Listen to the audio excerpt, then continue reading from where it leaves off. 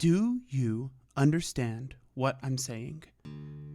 I know it's alarming, I know it's unprecedented, but everything we've investigated this past month, it's all true. Atorum's return. You have to succeed in this mission. It's your most important one yet. Professor Rodolphus, he's gone rogue, as I told you. His independent study of the malevolent gods was more nefarious than we thought was possible. You must find him, you must bring him to heed, or kill him. None of you have ever been given an assignment like this in your studies at the Academy of Ice-Strewn. In the city of Brinehorn, you three highly advanced students at the Academy of Ice-Strewn are tasked with finding and returning a professor of religion that has gone missing, just as his expertise was being called upon in response to confirmed rumors of an ancient, malevolent god's return. Atorum, the god of withering and destruction, who fell 1,000 years ago, his return has long been speculated behind closed doors in academia, at least here, where the lore has been pieced together with what scattered bits of history have been recovered on the era of the lost. You three have been summoned and excused from your current field studies to investigate Professor Rodolphus's whereabouts. Get him back to the academy as soon as possible. And so we see you now in the office of the ancient elven Chancellor Maylin. Maylin stands at a large double-door window behind her desk that's open to the busy and bustling city of Brinehorn behind it. She's standing in front of it, silhouetted to you with her back turned to you, looking out the window at the towers of the academy and the streets below. She puts her sleek white hair up in a tight knot on top of her head, and she rubs her neck, just stress reeking off of her every move. She turns over her shoulder and she says, "As is our arrangement, I'll need a verbal confirmation from each of you. I've already covered your bases with your own cohorts and your professors, but do you understand your mission, and can I trust you with it?" She turns to you and Destiny here in our Daggerheart one-shot. Who do we see, Destiny? You see a fun girl named Kino Pio, or you can just call her Kino. She is purple in color with hues of green and blue. If you know what an amethyst deceiver mushroom looks like, she kind of looks like that. Shit. Okay, go off. I did a lot of mushroom Googling before this. She's 5'2", with the majority of her height coming from her huge mushroom head that has white spots and kind of like moss growing out of every which way of her. She's wearing this moss-like cardigan with a dress that looks like if you turned another mushroom, pink oyster mushroom, upside down, and that's like the bottom of her dress. Damn, you really Frankenstein to this mushroom character together, huh? From different mushrooms. I did. I should say here, if you are more interested in in-depth character creation of all these characters, we did a session 0. It's going to be available for free on our Patreon. Go watch it if you want to see these characters getting made. But yeah, Chancellor Maylin looks at you, Kino, and she says, "Can I trust you with this mission?" Okay, let's do this. She turns her head to you, Becky. Tell us about your character. Yes, I'm playing Kiva. They are a Qatari. They are of Qatari ancestry, which means they are like a cat person. They have a very feline face with patterns similar to an ocelot. They have like 2 black lines that run back across their head, and they have dark green eyes. They have sort of smaller ears, and they have bits of tufts of their fur kind of stick out by their ears and on their sort of cheeks area. Chancellor Maylin, I'm so happy that you have given us this opportunity. You can definitely trust me at least. Thank you. I appreciate that, Kiva. And you? She looks your way. Alex with a little disdain, actually, but she looks your way. And you? Raphael Centil sits kind of slouched in the chair. He is a human, very tall, 6'4", 6'3", lanky, skinny, wearing a loose-fitting silk black button-down shirt tucked into a pair of black pants and black boots. He is adorned with, several gold rings, a gold chain. He has a shaved head, a thin mustache, pale skin. He looks very bored and very despondent. Is my mother aware that you're sending me out on this mission? Yes, she is. She doesn't know the specifics. As you know, our research has been private the last month, but she knows. She knows it's going to be your hardest mission yet. I would prefer if we keep it that way. I'd rather her not worrying about me while I'm out on some suicide mission, but yeah, whatever. I'll do whatever you need. Yes, we wouldn't want to worry Mother Dearest. As unconventional as the three of you have been, you have returned great success in your missions, so that's why I recruited the three of you, and only the three of you. What Professor Rodolphus, or I guess not a professor anymore, I suppose, what Rodolphus has for Atorum's forces is invaluable for those of us who are working against them. She has this very long pause where she's just thinking, and she's standing at the window, and you all kind of lean in as she exhales, and she looks over her shoulder with this gravitas that you've come to expect of her in your years at the academy. He has created and unfortunately charted for many people, and then shattering of glass, exploding into the room from the big window she's standing in front of. The glass peppers your hands and your faces as you instinctively reach up to block it from hitting you in the eyes, and you're feeling flecks of warm liquid hit your hands. And you realize that's blood as you duck down behind the desk instinctively. Crossbow bolts are flying into the room in earnest, and you hear them thudding into the wood of this desk above you, and then even more sickeningly, these awful, dull thumps, indicating they've found purchase in the body of Chancellor Malin. And then after about 5 or 6 seconds, you hear a gasping, gurgling coming from the other side of the desk, and the bolts have stopped. And each of you needs to roll an instinct reaction roll. Reaction rolls do not generate hope or fear, but roll instinct, please.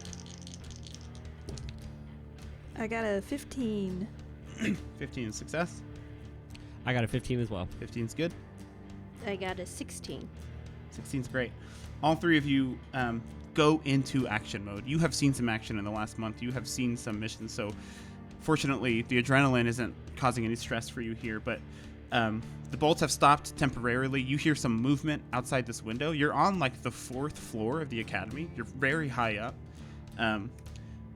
but you hear some shuffling around outside this window. You hear gurgling coming from Chancellor Malin. What do you do? Looking out the window, do I see anyone? You get up from behind the desk and you peek around, and you go up to the window, kind of peeking over the body of Chancellor Malin, who's kind of laying on the ground behind her desk. Go ahead and make a instinct roll. 12. With hope or fear? With hope. Okay, take a hope. With the 12, it's very easy to see. Running along the roof, like the edge of the roof, you're on the top floor of the building, so the roof's right above you. But you can see through this big, like, double door window, running along the edge, like Naruto style, there's 2, like, masked individuals running towards this window. They're at a very far range right now, but they're coming this way. I would like to use my experience, clear eyes, full hearts can't lose, to clearly see through their eyes what their conversation, what they're going at. And through your eyes is a domain card that I have. Mm-hmm. So I can choose a target within, if they're in very far range. I can see through their eyes and hear through their ears, and I can transition between my own senses and their senses. So you pull on your arcane studies here. The Academy of Ice-Rune in Brinehorn is focused on arcana. You've developed so much as a magician here, and you extend your senses through the one in the front, this assassin who you see pocketing as you look through their eyes.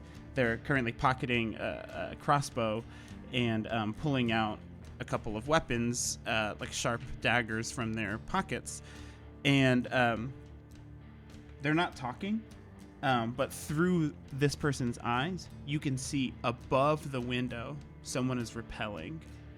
Is about to come in, repelling. Okay. So there's So you three don't need people. There's three. Two are running along the Okay. roof, and one is about to repel in.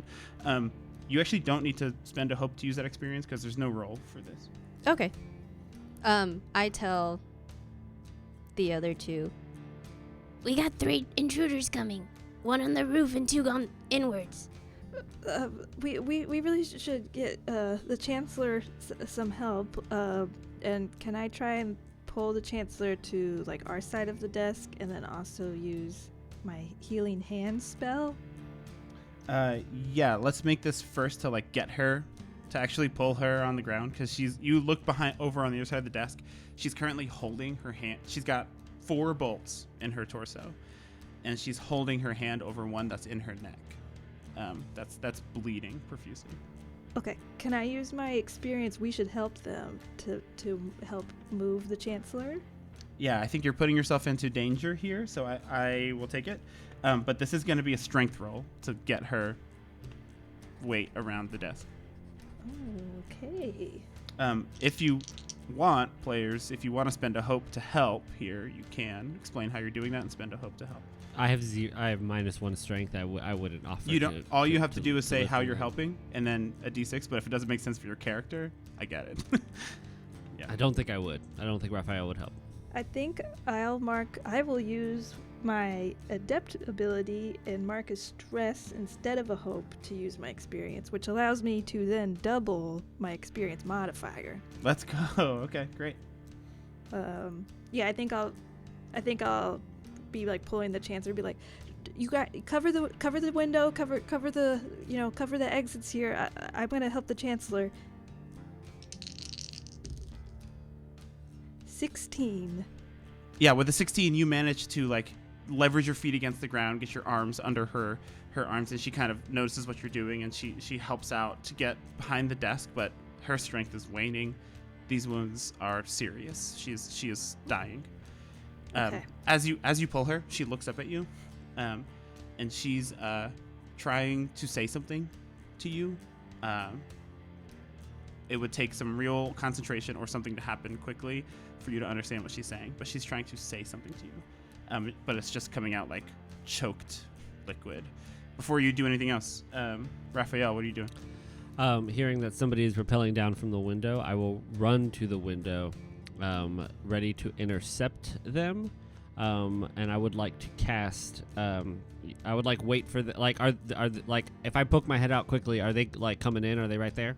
You can actually, now that you know that they're there, you can hear them scrambling above you, like about to like kick off and rappel in off of a rope. I want to wait until they're in melee range, and then as they're like coming to kick in, I want to like grasp like whatever purchase I can get, and I would like to cast Cinder Grasp, using and on top of that, using my experience, Burn It Down. I will mark a hope for that. Okay. Burn it down being like fire stuff. Yes. Yeah, great. I don't really have a lot of fire. That's my only fire spell. Now, Burn It Down is make a spellcast roll against a target within melee range. On a success, the target instantly bursts into flames, takes 1d20 plus 3 magic damage, and it's temporarily lit on fire. And whenever the creature acts while it's on fire, it takes an extra 2d6 magic damage while they remain on fire. Now, All right. before I make this roll, do I add this experience plus 3 to the roll or to the damage? To the roll, to the attack roll. To the roll? Great. Also, see it Katie, my between. last roll was with fear. Oh, thank you. I will take a fear token. So wait, hold on to that, Alex. Before you do that, because Becky rolled with fear, I'm gonna take an action. Kino, as you're like peeking out the window, looking, I'm gonna spend a fear token here. One of these 2 assassins is going to spot you and throw one of their daggers in your direction. The one whose eyes you were looking through. So I think you have like a weird moment where you're looking through the eyes of someone who attacks you. Maybe not the first time it's happened to you, but still strange. They're going to throw this dagger. They rolled to hit. And they're going to use I'm going to spend a fear for them to use an experience. Intrusion. They rolled a 12 to hit your evasion. I have a 14. Great. So the dagger, I think, because you're seeing through their eyes, Yeah. you're able to just like deflect it. I'm going to spend another fear. I'm going to move the spotlight over to the assassin that's repelling in. And I'm going to, before you get this attack off, Alex, Raphael rather, we're going to make a contested roll here. So they're going to try and get in before you can attack. I want you to make a, let's say, agility roll. This is a reaction roll, so no hope or fear. You got it. Just +0. Yeah, and they're making a contested agility roll. I got a 13. Okay, they got an 8. So you're able to get this attack off before they get in. So, or as they're getting in. So make the attack. Fuck. That's an 18 +7 to hit. That's +3 for Is that fear the or hope? experience and with fear. Okay, I'll take the fear token. Okay, you do get the attack off though. It's successful. So that's a 1d20 +3 magic damage, and they are on fire. Okay, sounds good. That is a 9 +3 for 12 points of magic damage. 12 points of magic damage to this one that's coming in is major damage. And they take 2. They're going to mark 2 hit points. Okay. They're still up, but they are on fire. They are burning as they come into this room now they're just coming in like a freaking comet. They're on fire. Using my if I can kind of use my arcane sense, which is a class feature, I can sense the presence of magical people and objects within at least close range, at least with this attacker. Do these seem like spellcasters, or do they seem like, like roguish assassins? The one that's within range of you seems like just a straight up assassin. You don't sense any magical ability. I think you're pretty attuned to it. However, you just rolled with fear, so I'm going to take the spotlight back. This assassin is on fire currently. I'm going to have them... What does the spell say in terms of dousing the fire? I think on fire is italicized, so I believe it's probably so yeah, they're just burning, so they have to use an action to douse themselves. Before they do that, however, they are going to just straight up attack you. They have a dagger out now, and they're going to attack you, Raphael. That is 16 to hit your evasion. I'm going to use you can go ahead and tell me no. If, I don't know if this is like reactionary or if this is pre-actionary, but I would like to use Rune Ward. I have a deeply personal trinket, which is my family heirloom, an opulent green gem necklace. Describe what it is and why it's important to you. It's my mom's. The ward's holder can spend a hope to reduce incoming damage by 1d8. If it's an 8, I have to. Yeah, you can use that. Not on the attack roll, but on the damage for sure. On the damage. Yeah. Okay, so that is going to be 7 physical damage. And I'm going to reduce that by 1. Okay, so 6 physical damage. Is that minor for you? That's minor, so I just mark 1 HP. Yeah, mark 1 HP. This guy thrusts the dagger into you. He actually pulls the dagger out. It's a shallow wound, but he drops the dagger, and he's currently on fire. I'm going to pass the spotlight back over. Can I get my healing spell off? Yes. On so yeah, the I think Chancellor you're bending down. You see her trying to say something. You see Raphael, or you see Kino Pio dodge a dagger, Raphael runs up to the window, and this flaming cannonball comes in and thrusts the dagger into him. And you are here behind the desk, still kind of in cover. Go ahead and crank off the healing spell. Yeah, I think I'll be like, please don't try to talk right now. So I will be using Healing Hands. I make a spellcast roll DC 13 and target a creature other than myself within melee range. On a success, I mark a stress to clear 2 hit points or 2 stress on the target. On a failure, mark a stress to clear a hit point or a stress on the target. Okay. Let's do it. Roll And that. I'll be adding my knowledge to this. Yeah. Oh, baby. With hope. 14. 18. Great. So Add a that's- hope, and the spell does work. I'm guessing you're clearing hit points.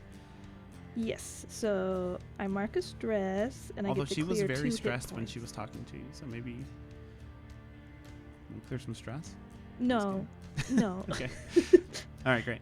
So I get a hope, I mark a stress, uh, and she clears 2. Okay. I think as you're casting this spell, you notice that the healing magic that's going to close this wound, the most mortal wound on her, which is the one in her neck, is having trouble closing, and so you reach down and put your hand around that bolt and you push it all the way through, as you've been taught to do.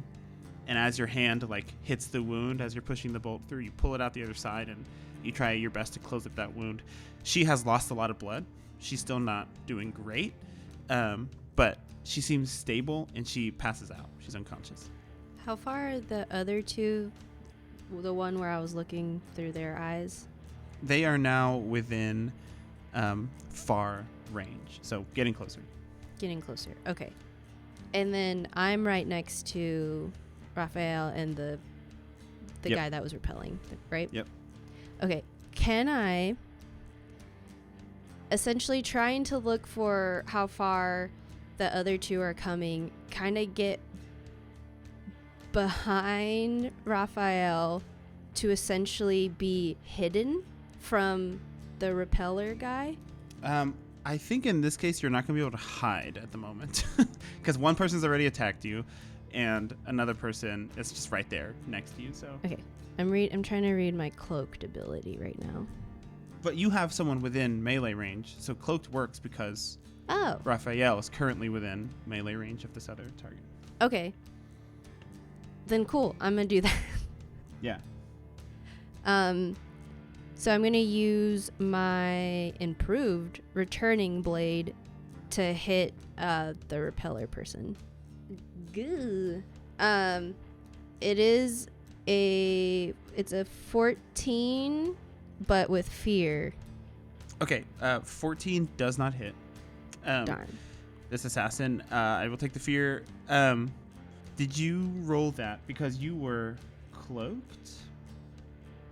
What does cloaked do for you in terms of the attack? Because you get some kind of bonus, right?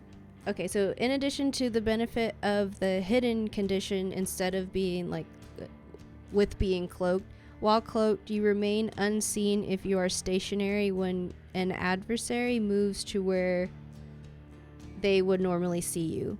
After you make an attack or end a move within line of sight of the adversary, you are no longer cloaked. Yeah. It just gives adversaries disadvantage against you.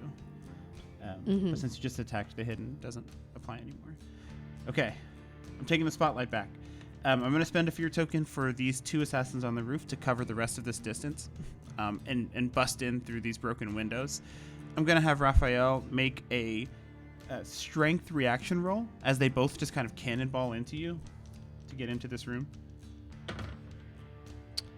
That's a 6 and a 6. That's a critical success. You can mark a hope and clear a stress. You don't have any stress yet. I do have -1 to strength though. It doesn't matter. Critical A success. critical. These two. So this is a very good best case scenario. These two can't get in the room. They run into you, and you still have your fire hands up, I think, and you just wave them off, and they are not able to push past you. So they're just standing in the window. And with a critical success, I'm gonna pass the spotlight back to you because I think that's a good reward. So are all 3 enemies within close range of me now? All 3 are There's, within close range. Yeah. Then I'm going to mark 2 stress and cast Chain Lightning. Yes, sir.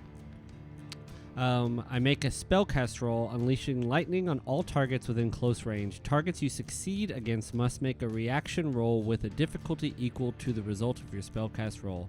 Targets who fail take 2d8 plus 4 magic damage. This is the part that confused me. Additional adversaries not already targeted by chain lightning and within close range of previous targets who took damage must also make the reaction roll. Yeah. Targets who fail take 2d8 plus 4 magic damage. So if there were any other enemies, like outside of close range of you, but within close range of the enemies, they would also take it, but it's only these three, so. Okay, cool. So I'm going to make my roll. Ooh, damn. That's a 24 with fear. Yeah, all three. Yeah, that hits all three of them, for sure. I'll take a fear token, though. They will all take 11 magic damage as lightning like rockets out of my hands. Probably I shoot it into the one on fire first, and then like lightning like twirling with fire shoots into the other two. Yeah, that's a major damage. The one that was on fire, the lightning like shoots him up into the air and like down 4 stories to the ground, and you hear him just hit with a disgusting splat below. You hear the general screaming of people below as this body like falls down 4 floors. The other two, that's major damage. They're going to take 2 HP. You rolled with fear, so I'm going to take the spotlight. One of them, I'm going to spend a fear. One of them takes a smoke bomb out and throws it down on the ground.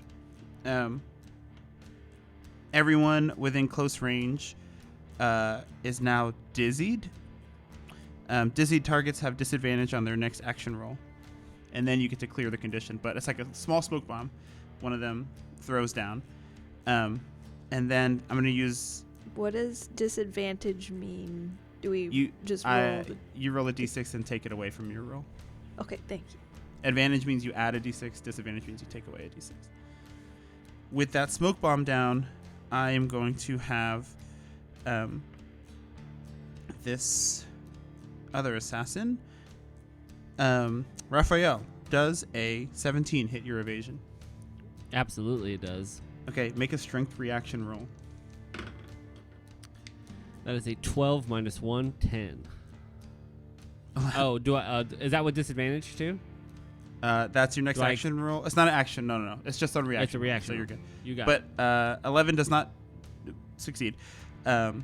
You are dizzied instantly by the smoke. You inhale a bunch of smoke, and then you feel 2 hands grasp onto the shirt and gold chain around your neck and throw you out the window, and you are flying out the window. Cool. I am out of fear tokens, so it's back to y'all. Quick question real quick. So whenever we roll we're adding the dice and then saying whichever the higher dice is with hope or with fear, right? Correct. Whatever the higher dice is but that's the leading die. Yeah. So right now there's still 2 people in this area with us, but however we're dizzy and there's fog. You're dizzied with, you can like wave the smoke. It's just straight up like smoke, like chemical reaction smoke. You can wave it out of your face, but yeah, you're like disoriented for your next action, whatever it's going to be. So I think you see Raphael get flung out the window. Can I try to grab him? Absolutely. Yeah. Make an agility roll. Can I use my experience, clear eyes, full hearts, can't lose? Because I wave the fog from me and I clearly see him just like out the window. Yes. Okay. So you can roll and add your experience. Was it 3 plus 3? It's a +2. That one's a +2. But you do have disadvantage on this roll. So roll a d6 as well and subtract it. Okay. And then you said it's agility, right? Correct. Kiva, are you trying to help with this at all? I got 4s, both of them. Oh, that's critical success. Doesn't matter about the disadvantage. Great. Okay. Critical success. No, I'm not trying to help. I was gonna say you could help. Raphael could also help if he wants to help with this roll, but not needed. Kinopio, you reach out swiftly, adeptly, as your roguish training has taught you, and snatch Raphael. Raphael, you're able to use Kinopio to like pull yourself in with a critical success. You're back in the room. Just as quick. You're back in the room. Destiny, take a hope and clear any stress you might have. As they are pulling me in the room, I like lock eyes with them and I say, "This doesn't change anything." And I climb back in the room. I don't know. Maybe it does. Raphael, take a stress from this being thrown out the window. It is spotlight to y'all. I think as this is happening, I would like to jump over the desk and get back in melee range with these other two people that are in the room. Great. And I think I'll be like, yeah, I can do that too. Watch this. And I would like to use my experience. Watch this to also use my power push spell. Yes. Because we're disadvantaged still. I'm gonna use a hope to use the experience. And I'm also going to use Know the Tide. You can sense the ebb and flow of life when you roll with fear. Place a token on this card. You can hold a number of tokens equal to your level. Before you make an action roll, you can spend any number of these tokens to gain a +1 bonus to the roll. So I had 1. So Great. I'm going to use 1 plus my experience. And you're Which spending is a plus- hope to do that, right? And 2 hopes. And I'm spending hope to do that. Great. And then I'm going to make a spellcast roll against one of the targets. I'm just going to pick whichever one's kind of closest to me. The one that grabbed Raphael. Yeah, and then I'm going to make a spellcast roll against them. On a success, they're knocked back to far range and take some damage. Yeah, let's do it. Oh dear. With disadvantage, that's a 4. With? With hope. Okay, so take a hope. With hope. As you give off this cool line, you get there and you try to push. He's ready for it. He braces his feet and is able to shunt off this spell. It's back to me. Wait, so it's with hope, but it's a failure. It's a failure. Yeah. So I don't gain anything. You gain hope. You still You gain do- hope. Okay. With a failure, though, it's back to me. The other assassin that Kiva did not just attack is going to slide over the desk, the opposite direction, towards Chancellor Maylan, and attack. Can I spend 3 hope to force this adversary within far range to reroll an attack or damage roll? Okay, yeah. Do you get to know the result of the attack before I do it? It doesn't say. I think I you could guess- know the result yeah. before Okay, yeah. it happens. You're going to want to take that re-roll as a natural All 20. right, I'm going to spend That is a all of critical my for me. hope Okay. to say not this time. All right. It's got a re-roll. It does still have advantage because she's unconscious. Sure. That is still going to hit her with a Sure. 19. 19, he's going to do... He's attacking the Chancellor? Correct. Something you're Is- trying to do? How? What's their size? I mean, they're like... This one that's attacking, this third one, is a little shorter. Like Would you say like 4-ish about feet tall. my size, maybe? Shorter than you. Oh, perfect. I would like to put him in a chokehold. It's an ability that I have.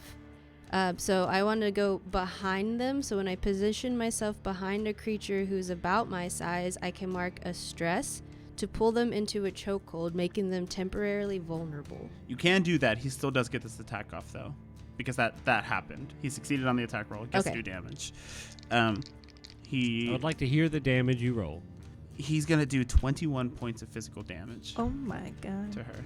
I'm not even going to do the thing that I was going to do. What does vulnerable mean?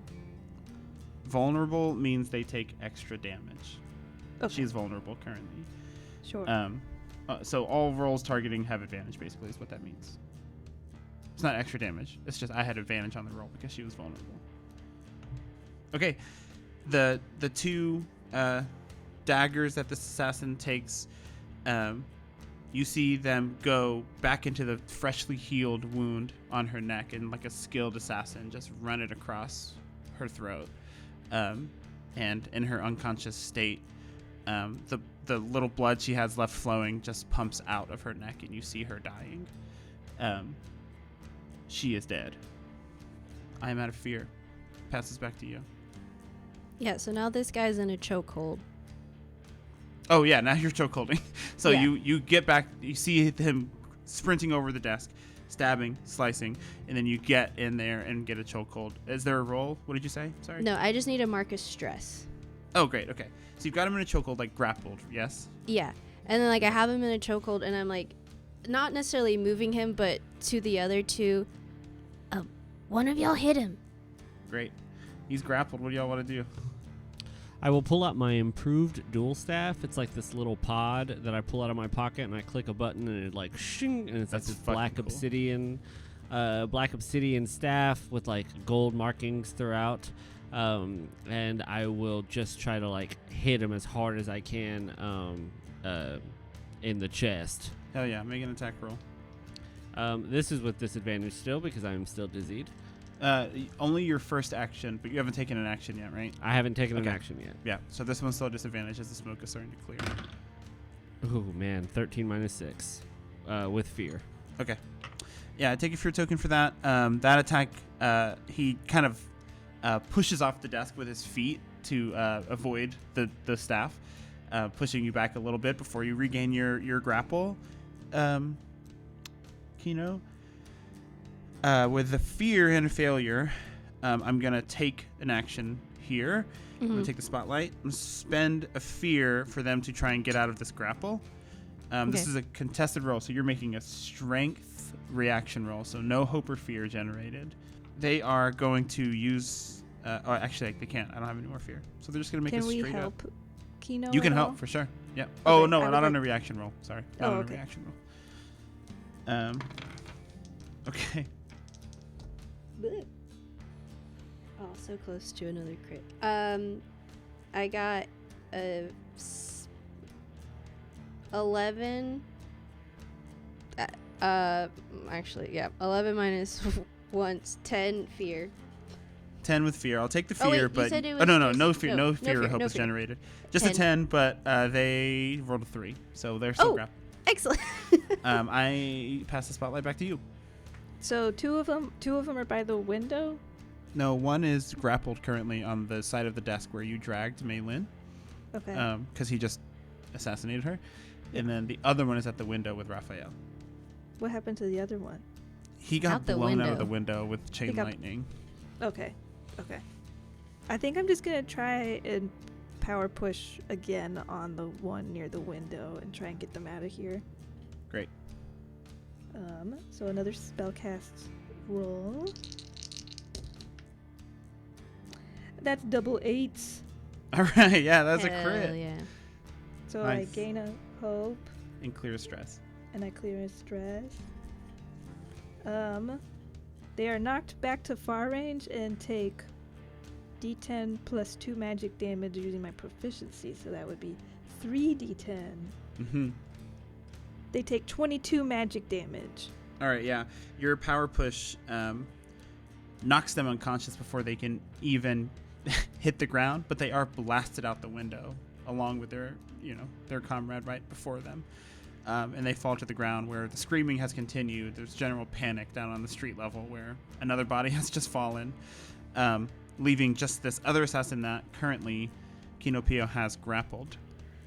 Let's try it and interrogate this one. Yeah? How hurt do they look? If you'd like to assess their current medical status in the middle of this conflict, you can. It's going to take an instinct roll. Could I instead just try to take a now that I'm not dizzied, just take another shot with my dual staff at their knees to sort of just You're trying to incapacitate them? Yeah. I don't know what the rule is on that. Me neither. You can attempt that. Sure.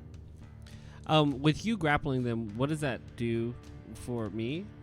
So if you attack them, you deal an extra 2d6 damage. Great, cool. That is a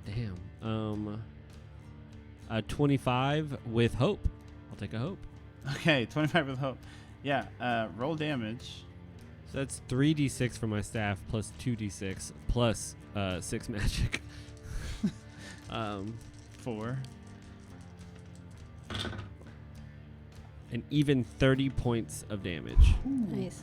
I think with a roll that high, I think you're going to be able to adeptly, like, just kneecap this guy without killing him. But you both, I think the other two of you, you've seen Raphael act in this way before. He's done this kind of thing before.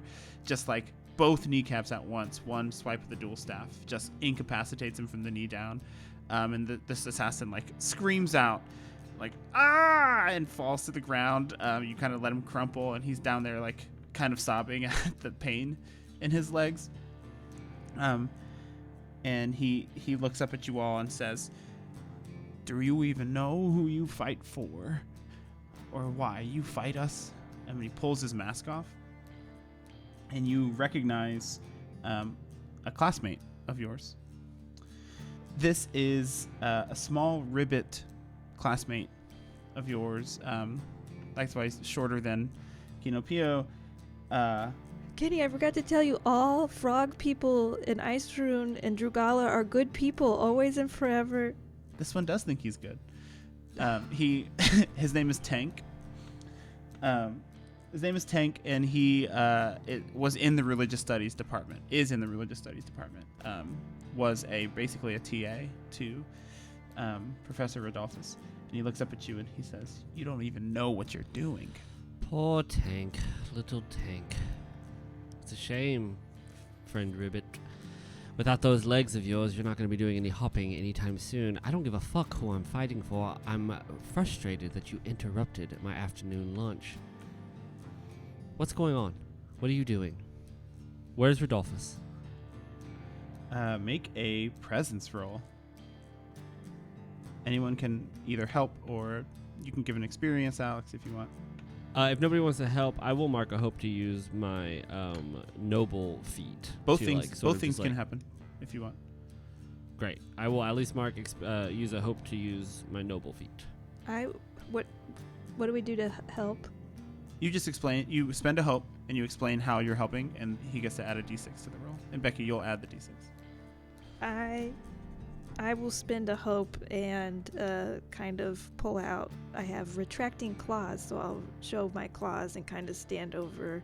I kind of assume they're crumpled on the ground, so I kind of stand over the other side of their head, looking down on them with my claws. Yeah. Okay. Roll presence, and you get to. Becky will roll the d6 for you, but you add your experience. I rolled a 15 with fear. And then add And that 3. That's for an 18 with fear. 18 with fear. So I'll take a fear token, but with an 18, and the state that Tank is in currently, half dead and knees broken, we'll look up at you and say, "She was the last one who knew where he was. She was keeping the secret close." And he kind of chuckles and coughs up a little bit of blood. And he says, "Like I said, you don't even know. You don't even know what you're fighting against. Can I interest you in Atorum's wide embrace? I can show you where we meet." I'm sure we would love to join this little fan club of yours. Atorum, you said? Don't act like you don't know. Yes, Atorum. Show us. I'm always a fan of fairy tales. I'll need someone to carry me. As he holds his knees, broken knees. Bad news, not one of us is strong. I will say, spending a fear, I'm initiating a countdown. The countdown's at 8, but I'm not telling you what the countdown is. I'm just telling you, spending a fear, the countdown is at 8. This Tank is like offering to show you where to go, but cannot do so himself. Kiva, would you mind searching dear Maylin's body to see if there's any information? It sounded like she was about to say something before she unfortunately passed. Maybe that information may be on her person. She was gonna say something? She was, but she died. Can I use my death connection, which is from my fun girl ancestry. Ooh. Essentially, I mark a stress to extract a memory from a corpse that had recently passed, related to a specific emotion or sensation of my choice. That I was hoping you would do this. Yes, I think you mark your stress in the situation because this professor has given you, or this chancellor has given you every opportunity to like go beyond your studies and to become the rogue you become. So you bend down next to this elven kind of chancellor, like this height of academia here in Brinehorn. You bend down, and what does it look like for Kino Pio to do this, to like access one last memory? Kino kind of like hovers their hand over their major wounds, just kind of getting, I don't say an aura because they have passed, but just a sense of somewhere. And when she feels that there's like more energy, I guess you can say, in an area, she'll very gently place their hands on them, and you see their eyes kind of go behind, and you just see like the whites of their eyes while trying to access this memory. Your eyes, similar to how you were seeing through one of these assassins' eyes, this is a little more. You get these like panicked heart palpitations. Your heart starts to thump, thump, thump, thump, thump, thump, like get faster as you're tuning into this last memory. You get the thought, a singular thought, and you get it repetitively. She was trying to say it. She was trying to say it with her last words. Find the map. Find the map. Find the map. You get it over and over and over again until it fades out and you come back to consciousness here in this room. Okay, do we know of a map? Frog Boy, do you know a map? I don't know anything about a map, he says as he's trying to like test out his knees and failing. But you know where we need to go? I can show you where we meet. You can vividly in your mind know exactly where the meeting place is? I know where the house is, yes. And you're just willing to give that away freely? Part of my job is to recruit. I think once you get there and see the power of what we're doing, you'll join the side of withering and destruction. Atorum's presence is guaranteed. You're gonna want to be on the winning side. Do I know of any map in the room, or can I like look around for a map? Yeah, you can look around for sure. Make a... This is instinct roll. Can I help? How do you help? So by helping, then Becky just uses she can do a d6, right? Use a d6, or how does You roll the d6 and you tell her what it is. Can I add an experience to a d6? No. Okay. That's just I will still help, but just asking. Great. You're just helping look around.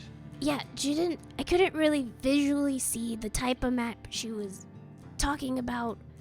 But a map, maybe, I don't know, and it could be in her drawer. Did she have like maybe a secret drawer somewhere? Maybe. I think I start kind of like panicking, going through the desk, and I feel like Deep breaths. Yeah, I feel like thank you. Yeah, I feel like I'm a little distressed over the fact that the Chancellor's like gone and dead. But I rolled a 15 with hope. +5. +5, so 20. Let's go. A 20 with hope is great. You search the office up and down. There's no like sign of any kind of map that wouldn't usually be in here. You're pretty confident with that roll that there's nothing here for what you're looking for this, whatever this. One of her last things she told you was that Professor Rodolphus has something that the forces of Atoran need, and you're connecting some dots, and like what this map, a map of something, is what he had, and you need to get it back from him. And then I'm gonna spend a fear to take my counter down. And then out the window, as you're kind of looking around and you're realizing there's nothing much in here, Tank says, "Uh-oh, better hurry." And out the window, you all see like the city guard has started to assemble. And not that they pose a specific threat to you, but you got the idea that this is a pretty urgent mission, and to stop and like deal with bureaucracy, you know in your experience adventuring together that it's just going to slow you down. What do you want to do? I walk over to Tank and say, that's up to him to decide. And I lean over him and I say, look, we can't carry you. Unfortunately, the three of us are weak. But what we can do is drag you. And I'm going to grab him by the feet of I just blew out his knees. And I'm just I'm not strong, but I am just going to start pulling on his feet, towards the door, trying to drag him out the door. Not necessarily trying to drag him out the door, trying to inflict so much pain on him that he is willing to just, give up the ghost and tell us whatever the fuck he can to make, what I assume, even with my weak hands, this excruciating pain Causing stop. pain is not going to take strength in this instance because you've already succeeded in breaking his knees. I will have you roll a presence roll to intimidate. That's 16 with hope. Yeah. He starts screaming out, just screaming out, wincing, and he says, okay. I'll tell you. I'll let go once you tell me, and I'll kind of give his legs another shake, like another whip. Okay. Oof. Yeah, you hear a couple of pops and tears in there as the all the stuff that's protecting that area of his very powerful legs are just shattered and rolling around in there basically. He gives you detailed directions to a house in a pretty nice area of Brinehorn, away from the academy. You know how to get there based on his directions. And he says, it's his brother's house. It's a house that the academy didn't know he had. It belongs to his brother. His brother's been out of town for a long time, so he's been using it as a base of operations. He's kind of crying on the ground. Kino, do you have any rope in that bag of yours? I should. And you see Kino put both hands into their mushroom head, kind of jiggle stuff around in there. And essentially, again, as a fungrel, I can't... No, not as a fungrel, because of my Wonderborn ancestor community. I have a nomadic pack in my inventory, and once per session, I can spend a hope to reach into my pack and pull out a mundane item that's useful to the situation. Let's go. If you don't So want to use it for your once per session, that's totally okay too. No, this is fine. Okay. Yeah, you got a pretty tough rope here for hog tie-in or whatever you're gonna do. Yeah, so you just see them start magician with the scarf coming out of their sleeve, just starting to pull rope out of their head and hand to Kiva.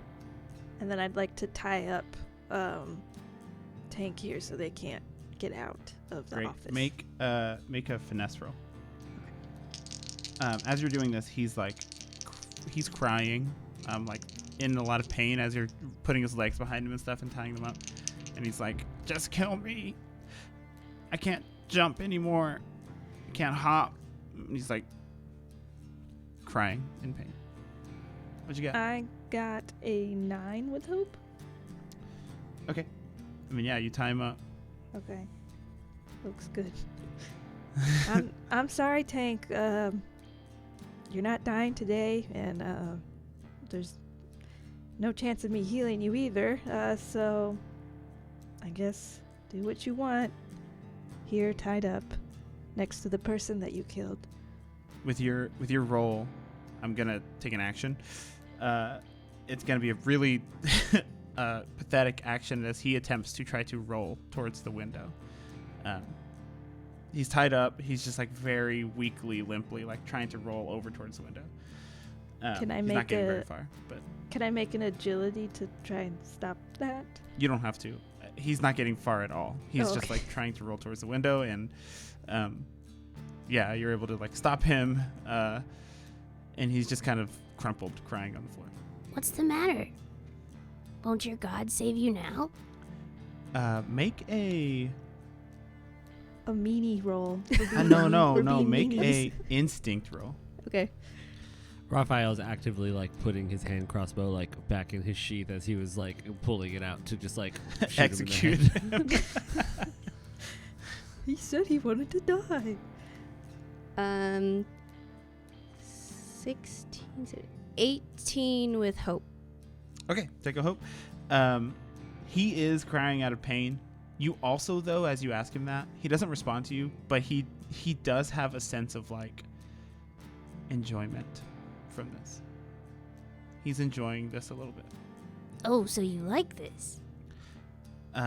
He looks up at you and he says, "Withering and destruction, it's inevitable, and to experience it firsthand in the service of my god is an honor." And he winces from looking up at you and the pain that caused him. My countdown is down to 6. We're not getting anything else from this tank. Unfortunately, is a little bit of a freak here. So maybe we should just head out. Yes, I hate the fact that how much pain is turning him on or whatever. I don't like being in the room with him. So if we don't leave now, I'm going to put a crossbow bolt in his head, which I could do really quickly, but we could also just leave. Let's just leave. I'd rather him face worse punishment by the guard. Yeah, I'm sure a lifetime in prison will break anybody's We're faith. not taking him with us? Isn't he going to show us where the house is? He gave you He told us detailed where the directions. You tortured it out He of told him. us where the house is, and I broke his knees, and I'm sorry. I am not carrying this frogman anywhere. I'm so Goodbye, sorry. Tank. I'm so sorry. I was distracted. He's just kind of laying crumpled on the floor at this point. He's in too much pain to move. Should we just put him out of his misery so I can have my rope back? I hand you my 50 feet of rope, and I'm like, take it. I'm done with this room. I'm done. And I'm like, I'm not going. And I look at you, Kiva, and I'm like, I'm not going out the window. And I turn towards the door, and I walk, and I start making my way out the door to like leave the building.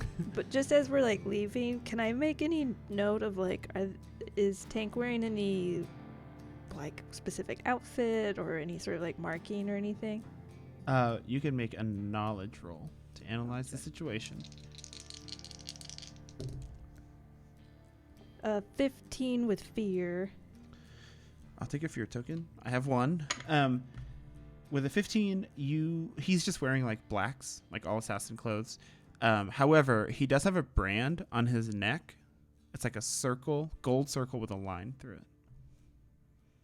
that you recognize as from your past month of work as the emblem for Atorum, the god of withering and destruction. He's got it kind of branded on his neck. Below, like his clothes are kind of ripped from this fight. It's like below where it would be visible. You head down the tower stairs here, leaving Chancellor Mei Lin and Tank up here in the top of the tower. Heading down quickly as you hear kind of commotion and stirring, trying not to get caught up in your mission. And you get to the bottom, and I would like for someone to lead the pack here. So what that means is that someone's going to lead a group roll here, and it's going to be a presence roll to try and get through the gathering of guards, because 2 dead bodies came falling down. So there's a good amount of guards down here. Everyone's going to roll presence. You're either going to pass the threshold and add 1 to the leader's roll, or you're going to not pass the threshold and you're going to take away 1 from their roll. So who wants to lead this presence roll to try and get you through? I have a +3 to presence. What do you have, Same. Kino? I feel like both of 5-0. us at the same time are like, I will lead. As a shithead that I am, I'm like, Kino, I know everybody here. Everybody here practically works for my mother. You don't think I know that, and you don't think that I know everyone here? You know everyone here, Kino? I you know do. everyone here? I do, actually. Who's that? I point to like a random dude walking by. Who's that? That's Joffrey. Yes, that is Joffrey. Okay. Fine. Do your best. All right, everyone make a presence roll. Can I use an experience of, you can trust me? So just kind of going about it with my very cutesy demeanor, like nothing to see here. We're just Absolutely. walking. Okay. These rolls will generate hope and fear. So tell me what you got in hope or fear. I got a 13 with hope. Okay, that's a success. I got double 5s. Critical success. Okay. I got a 19 with fear. Okay, I'll take 1 fear. But success all around. So, yeah, Kino Pio, you're able to just like blend in with the crowd at the appropriate time. You're either traveling with a group of students who's really afraid or looking authoritative when you need to get through this like blockade of city guards that started to assemble. Fast forwarding a little bit, you travel through the city. It takes you the better part of like half an hour to get to this residential area. The city of Brinehorn is so large. I think that it used to be kind of like a, Becky, correct me if I'm wrong, this used to be kind of like a natural resources kind of place where they would like mine and gather. Yes. So I think there's like cart systems that are in the city, but all the magic that has come, all the development of magic, like there's some motorized like arcane core type stuff going on that's moving you through the city. But you get to this neighborhood where the houses are pretty nice, but it's a very stable kind of dead neighborhood. And I'm going to spend a fear during this travel to count my countdown down to 4. You get over to this neighborhood and you find the address that Tank had given you. And it's a nice little house. It's modest. And upon approaching it, there is nothing seemingly odd about this house from the outside. You go up to the house, and what do? Can I do 2 things really quick, like kind of like either on the walk or like right outside? Sure. I would like to slam a minor stamina potion to clear 1d4 stress. I have 3 stress, and I just rolled a 4, so I'm clearing all 3 stress. Great. And then I'm going to use my class feature Channel Raw Power. Once per long rest, place a domain card into your vault. I'm going to do flight. And then I gain hope equal to the level of that card, which is 3. So I gain 3 hope. Nice. And then I enhance a spell that deals damage, gaining a bonus to your damage roll equal to twice the level of the card. Shit. So that's 6, Ben, right? yes. And I'm going to add that to I guess my Cinder Grasp. Okay, sounds good. Anything else anyone's wanting to do on like the transit over? Or So we're technically like in a new part of town, like a different town, or the same? Definitely. You're still in Brinehorn, but Still you're in in a different Brinehorn. like district of town, basically. Okay, so I have with my class a rogues syndicate. I'm well connected, so whenever I arrive in a town or environment, I know somebody that is here. Oh, sick. Okay, actually, I like this. As you approach the house, and you're outside of it, waiting, making sure it's the right address and everything, something catches your eye, Kino Pio, and it would only catch your eye. There is a small, like, blue toadstool in the grass along the path that has no business growing here. To you, it tells you that there is an ally nearby who's been, like, staking out this house, basically. And so you do a little bit of digging, a little bit of investigating, and you find a friend. Who is this friend? Just make him up right now. Cynthia. Hey, I'm Cynthia. What are you doing here? Some weird stuff has been going on at this house, and I came over here to watch it because I thought, information is power and currency, and I wanted to know what was going on in this weird house. Yeah, and that's kind of why we're here too. Have you heard anything about a map? A map? No, but I have seen a man. Okay, tell me more. He's been in and out of the house a lot, but hasn't come out in a while. I've been waiting for him to come out. It's been a few days. He's been in there. It has not come out.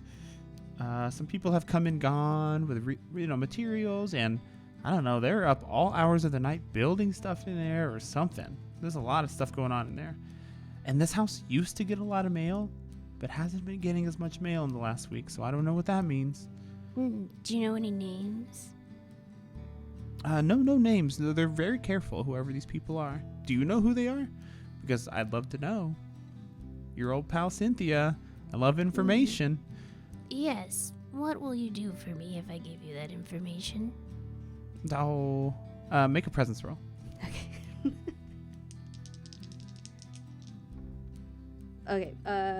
14, 17 with hope. Okay, take a hope. She says, I would gladly keep the heat off your back as if you're going in there. That's what I like to hear, Cynthia. I knew I could always count on you. Of course. That's why I'm here. This house, has to do something with the Torum. What? Who's it? It's not necessarily a who's it, but a what's it. It's a god. Oh, I don't know anything about that. I haven't seen anything. No gods in this house, for sure. Okay. Meeting place, hiding place. Seems like from your thing, they might be building something. They want to bring this god back, I think. Oh. And that's a good thing, right? Because gods are good. That kind of. I guess it depends on who you ask. This god is the god of wither and destruction. Oh, I don't like that. I love not withering. So I'll keep watch. You get on in there and you stop them from doing that, please. Will do. I will signal you if anything goes awry. You'll know it when you feel it. Great. She kind of gets back over to the bush that she was hiding in and crouches down into it.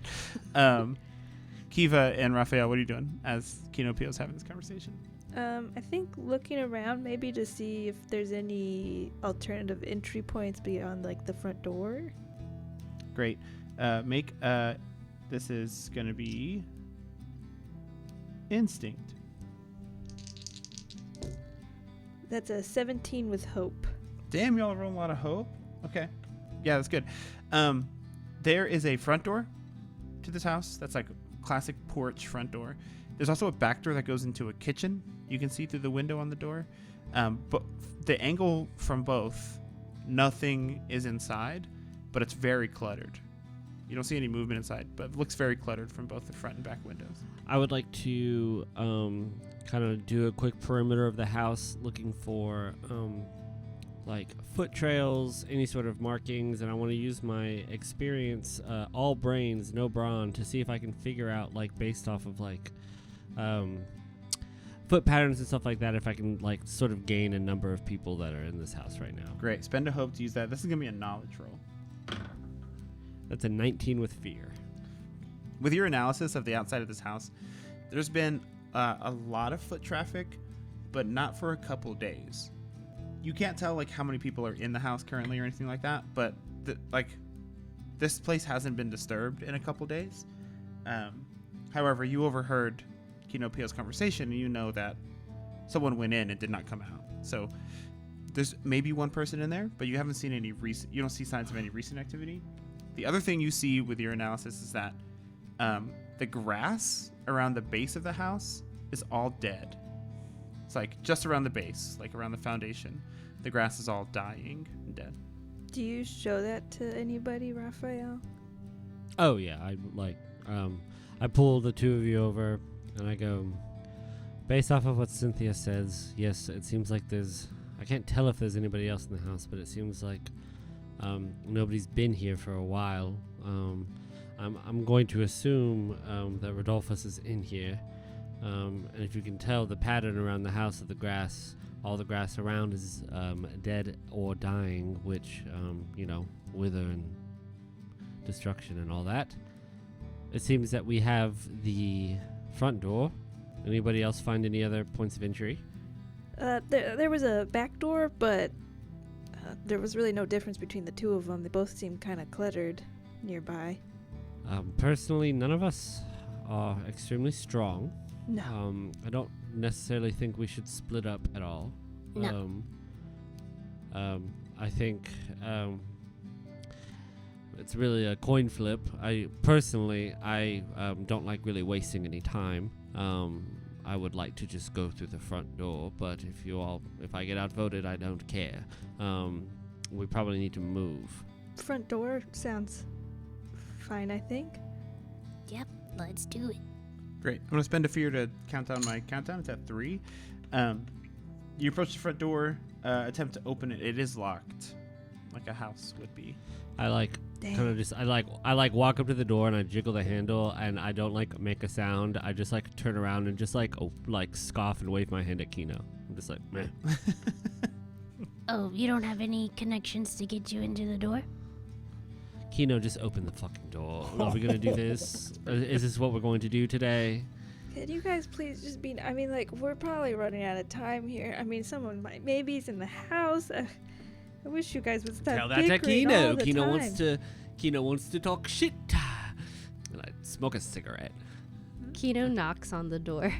Knocks on the door. Oh my god. Oh my. And I start walking down the block. I'm like, we're gonna die.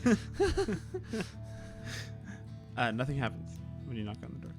I meant to use your roguish talents. I was just trying to be polite. They killed our chancellor 15 minutes ago. And we killed 2 of their people. This one might be a bit of a stretch, so you tell me if this one's... I was wondering if I could use my fisherman experience to maybe, I don't know, have any sort of like fiddly metal bits that could help unlock a door. I'm going to say that one's a stretch. That's fair. But But if you want to try and pick the lock, you can. I'll try and make pick the lock with no experience. Unless, oh wait, can I use my watch this experience to say like, hey, I'm not a rogue, I'm not a nobleman. Watch this though. I'll take it. If you want to spend a hope to do that. Yeah, sure. This is a finesse roll. It's not a hide check. That is a 19 with fear. Okay. Sorry, I'm going to immediately 19, spend it as you're 20. kind of all arguing on the porch. 21 with fear. 21 with fear. Okay, great. I spent that fear right away. The countdown's in at 2. As you were all kind of like bickering on the porch. But yeah, Kiva's like just slips between the two of you as you're bickering and just picks the lock and pushes the door open. You all step in, and the house is kind of cluttered.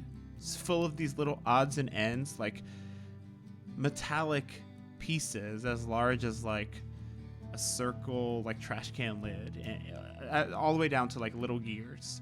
The house is full of just like scraps and different piles on different tables and different furniture. It's not like religious paraphernalia as you would have expected for a professor of religion, although there is like decor up. It's just kind of a weird place, kind of like hoarder-ish, lot of gathered materials. There is like a living space, there's a kitchen, there's a couple of bedrooms that don't feature anything, but you all kind of hone in on the office. There's an office space on the ground floor of this house that you can tell is the office. Walking in, there is a desk. There's a framed, like painted portrait of a human man that you recognize as Rodolphus, sitting aside another human man that you don't recognize. He has like wild, crazy red hair, and they're just like sitting next to each other in this portrait, and they've got their arms around each other, looking happy. Like these two clearly know each other. Can I see? You said we haven't seen the red-haired man before. You've never seen that guy before. Never seen him before. Could I? Is there no chance of like delving into knowledge and seeing if I could identify You could them? search the room for sure if you want to. Search the room. Yeah, you did hear from Tank that this is Rodolphus's brother's house, not Oh, okay. Rodolphus's house. So yeah, you could search the room using like a knowledge roll to try and like gather information for sure. Can I do that? Yeah. You said knowledge? Mm-hmm. 13 with hope. With a 13, you find one thing that tells you right away who this person is. There is a letter in this office that was addressed to Rodolphus at this address from it looks like it's come by way of Mistfall from someone named Conrad. In this letter, you find a kind of like an account from Conrad, his brother, that his experiments that he's been working on out in the Silver Summits and in Mistfall with mechanical humanoids are going really well. He's developed quite a bit of. He's gone quite far into his work and studies with mechanical humanoids, and he's actually found buyers for his pieces. He's found people who want the mechanical humanoids, and the use of, and this is a word none of you know, the use of Drees blood has been invaluable in not only feeding the ongoing pedestal project, but also creating sentience and creating life in these mechanical beings. Conrad promises to return to Brinehorn soon, ready to offer everything he has to Atorum's greatness. That's what you find in these kind of like correspondences between Conrad and Rodolphus brothers. Should we keep looking around the house? I mean, something's probably causing the withering of the grass outside, and there's no map in here as far as I can tell. I'm sure there's some sort of hidden room somewhere. I want to look around for like a basement latch, or if there's like a closet door that leading, like just like another door. Love it. In this house. Make an instinct roll to look around this house. That's just a fun little lore dump I just did, connecting us to the main campaign. Yeah. Go listen to our main campaign if this is the only show you've listened to us in. I rolled a 16 with fear. 16 is great. With a 16, you are able to find under one of these workbenches a hatch. It's not so much hidden as it is covered by just garbage. But yeah, you find a hatch that is a basement hatch. And that is openable, like it's clearly accessible, but it was just hard to see. But you do find it, and lifting it up, you see a staircase into the basement. I, holding the hatch open, and I said, "Well, y'all, who do we wish to be? Remembered or forgotten?" And I start walking down the steps. Very good. You walk down the steps. Do the two of you follow? No. They close the hatch. Kino closes that. Wait, no. He's always so like dramatic. I mean, I'm just here because the chancellor said to be here, and I just want to make sure we're helping people. And Don't worry, it's just a show. And Kino starts to walk down. I will follow behind. You go down the steps to the basement. The stairs go down to a small platform, like small room that seems just like another workroom. But you see the stairs continue through this room. And going into the stairs, you emerge into like a small cavernous tunnel that eventually flattens out. And you're subterranean. And your feet land on soft and like slightly damp floor. Like squishy. This is dark down here. It's very dark. There's no like the ambient magical light that every house here features. That's like standard in Brinehorn. Isn't in this basement. Can I use my class feature prestidigitation to illuminate a room? Yeah, you illuminate the room. And what you're looking around, it's the room, the floor, and some of the walls are covered in a sprawling black lichen-y plant that is spread out over the floor of this room. And it's kind of almost like throbbing. Like as you walk in and light up, it like starts to like throb, like woo, woo, woo, as you like step on it, reacting to your presence. And being in this room, as you light it up and this plant kind of starts to like move, being in this room is difficult. Your head starts to get a little foggy. And you notice that you have to like keep your feet moving lest this plant start to grow over your shoes. So you kind of like back onto the stone off the plant. But everyone needs to make a presence roll.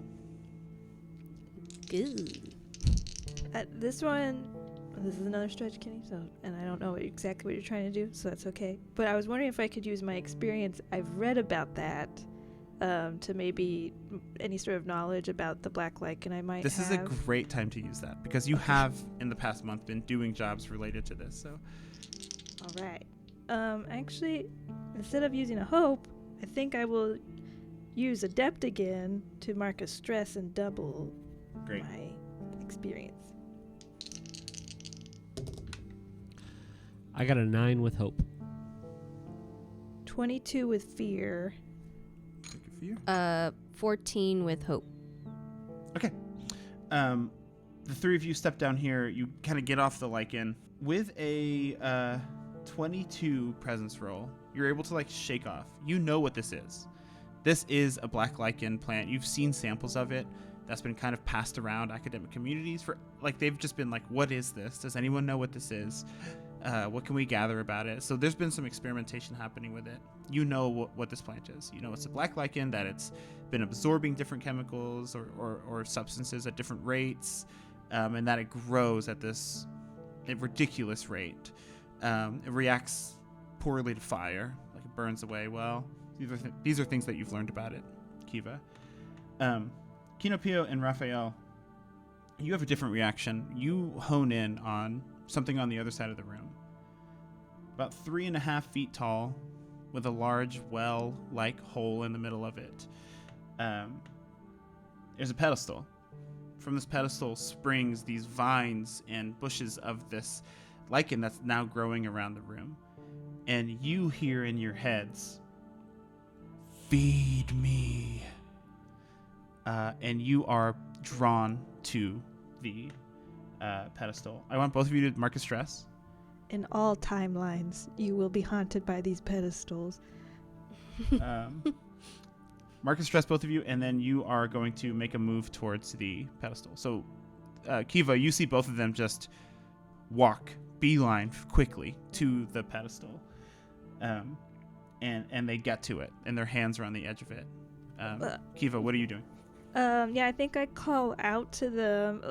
Whoa! This stuff's pretty dangerous, and clearly something is be with me, be present here. Like, look at me. We have one job. We're supposed to be finding a map here. Probably destroying this pedestal, but look at me here. Come on. I will allow the two of them to make another presence roll if you mark a stress. Yes, I will do that. I'm going to spend a fear to count down. We're at 1 on my countdown timer. Both of you can make another presence roll to save yourselves here, with Kiva having marked a stress to try and get you back. Can I use my Clear Eyes Full Hearts Can't Lose experience to... You can't use experience right now because you do not have control of your facilities. Ooh, 2 6s. That's a crit success. Clear a stress. Mark a hope. Well, that's an 11 with fear. Okay, I'll take a fear. Raphael, this stuff is icky and gross and yucky, and you would never be seen touching it. And it takes Kiva's voice for you to like shake and realize that. As you're realizing that and coming back to consciousness, Kinopio, you stick your hand into the mass of lichen that's in this well.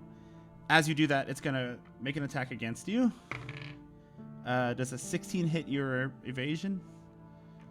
Is it a meets it, beats it situation? It is. It does. Okay.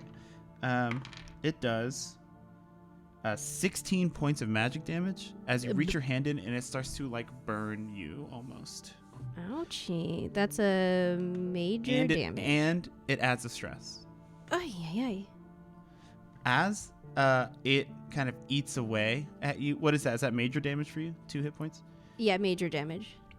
As you see it kind of yank Kinopio's arm in, Kinopio, you get your consciousness back. You're like arm deep in this hole, connecting in a way that's not comfortable for even someone like you, a fungal, like who's very connected. This is not comfortable. It's awful. It's in your head. It's crawling up your arm, trying to consume you.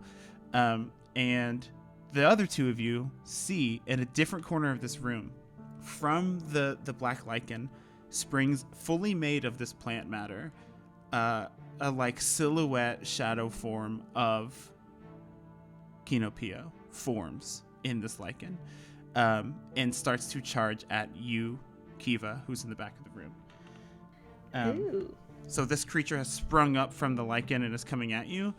That's spotlight done for me. What are y'all doing? Fire. It's weak to fire. Say less. I bolt towards this shadowy plant, Kinopio, and I reach out to grasp it by the throat as I will use. I will expend a hope to use burn it down, and I will use cinder grasp. Nice. Yep. Make an attack.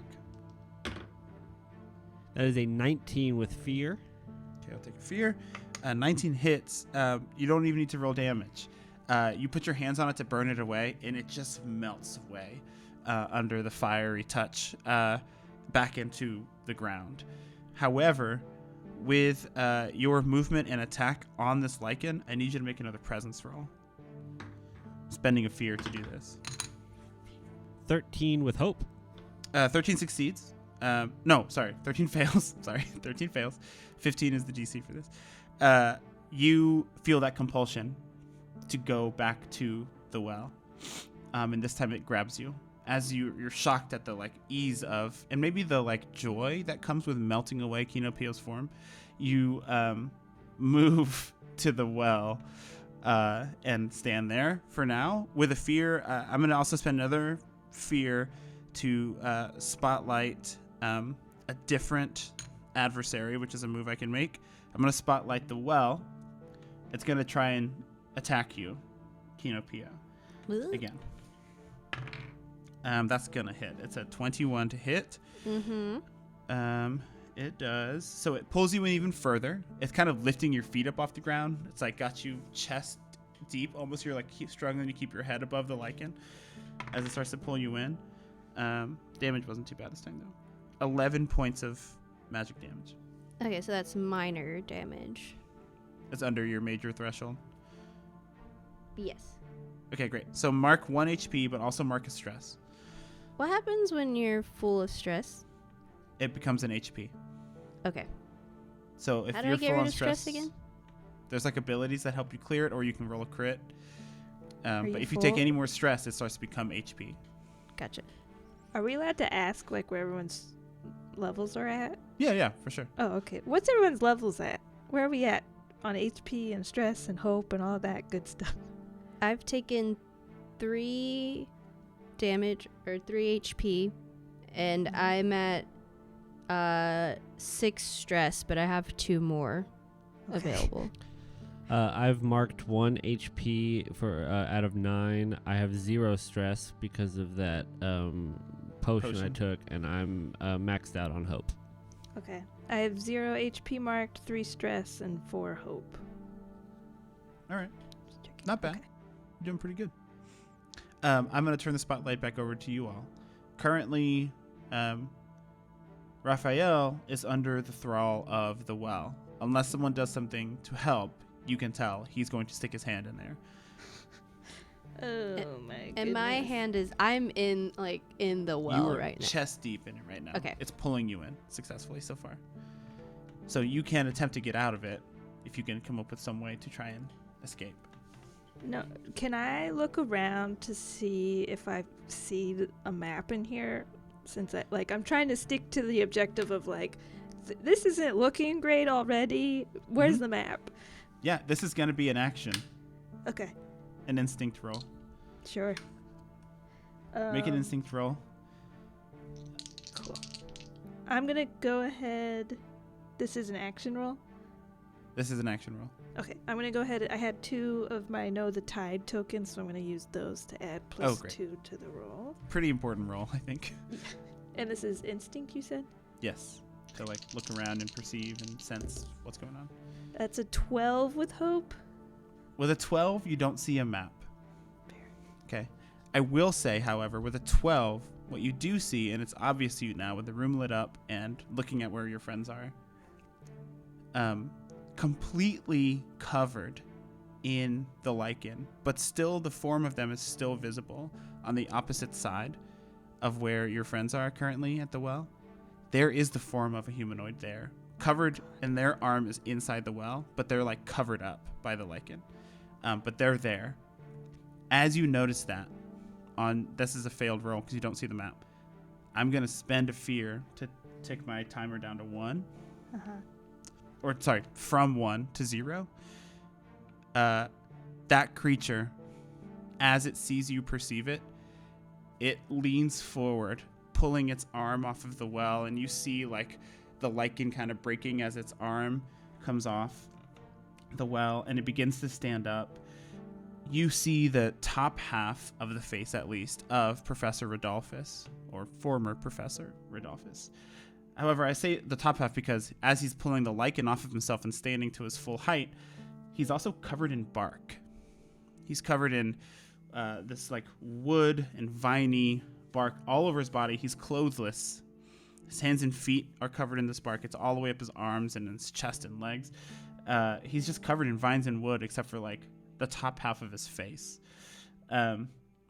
He's connected via some like tubes in that arm that was in the well to the vines in the well. And as he pulls his arm away, you see a long needle come out of his arm and some blood drip away.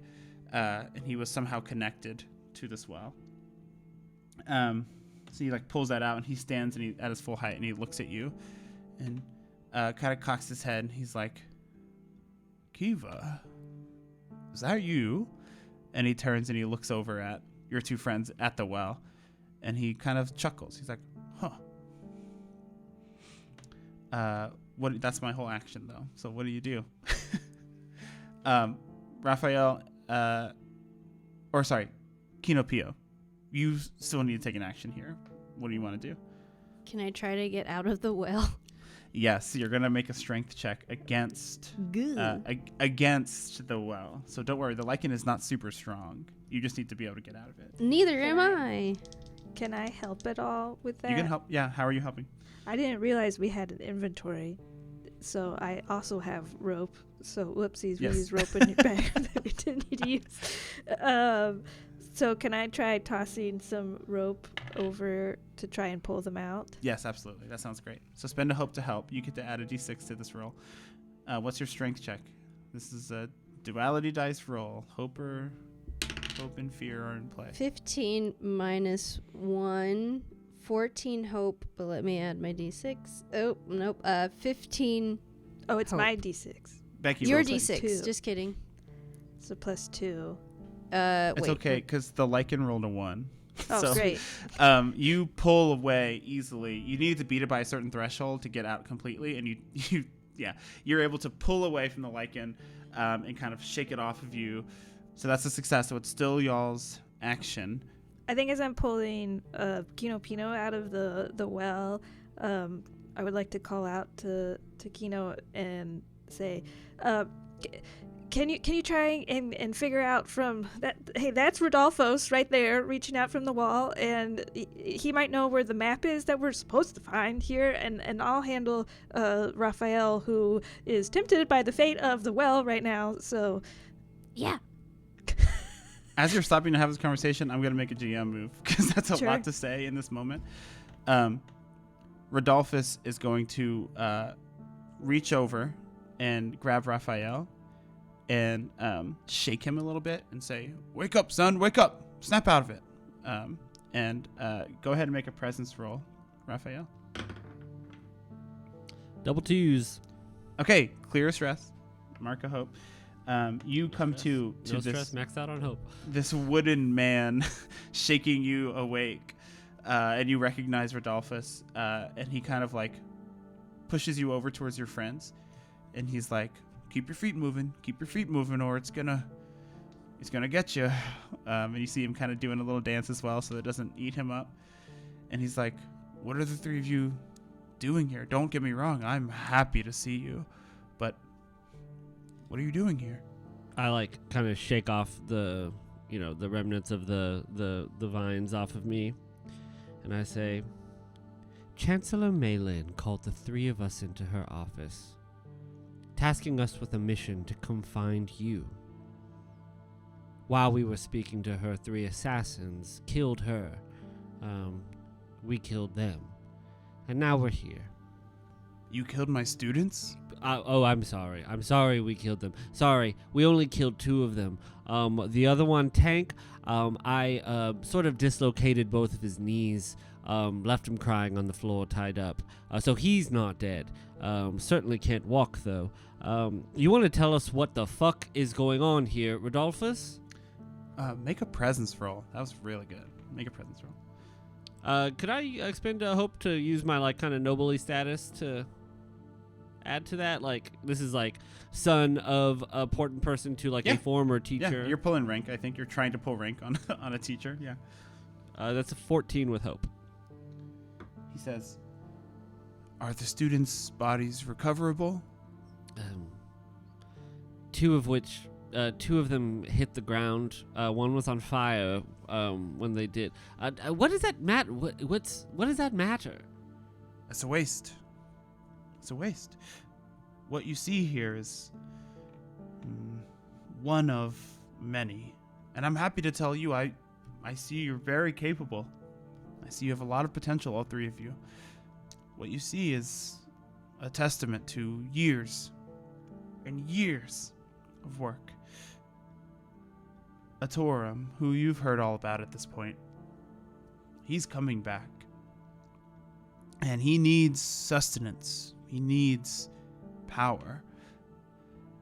This is one of many projects I've worked on throughout the years to guarantee he gets that power. These pedestals have been sprinkled throughout the land and been given all kinds of people and visionaries to make sure they stay fed. I say it's a waste for my students because I used to have a pretty nice supply coming in from Ursa Honor until that supply ran dry. I've been having to feed it with my own. My brother made me this way. What do you think of my form? And he kind of holds out his dryad arms. Indifferent overall. Look, you're on some big bad evil guy spiel here.